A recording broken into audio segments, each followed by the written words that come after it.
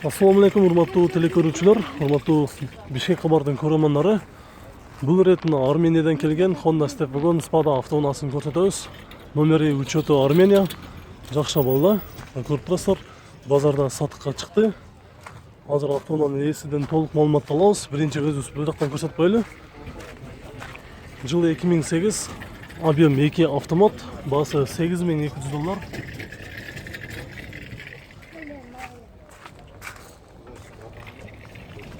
Салонун ачып көрөлү.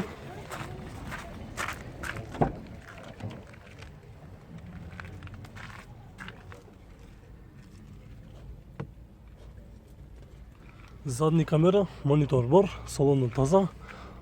Артыңкы бөлүктөрүнөн көрөбүз, мына жактардан отуруштары. Артын жагынан дагы артты көрүүчү пассажирлерге деп мына жакта дагы монитор орнотулган.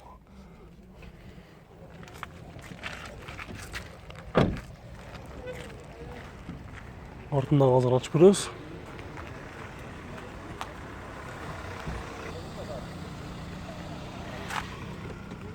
Азыр жабык окшойт, азыр артын ачып көрөлү.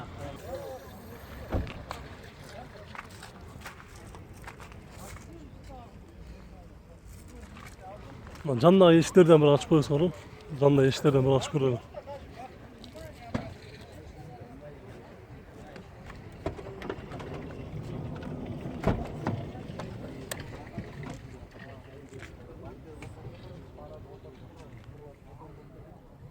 Салон караңыздар. Чын эле мына өтө таза, жакшы, свежий келгендигине байланыштуу өтө таза экендиги байкалып турат. Эми кезек автоунаанын ээсинен берели. Сиздерби же бияктабы? Биякта экен, Ээси эметип койбойт, комментарий урутуп койбойт. Ээси, келиңиз, комментарий бериңиз. Бул жакта Ошо машинанын бүт абалы жакшы бардыгы. Только эле айдайт, эч неме албайт. Ошо бере турган баам неме?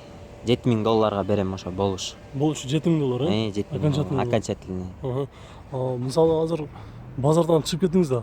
Сиз менен башка күндөрү кайсы жерден жолукса болот клиенттер? Шаар ичинен эле любой жерден Шаар ичинен, чалышып, жана номерге чала берсе болот, ошо номерде байланышып.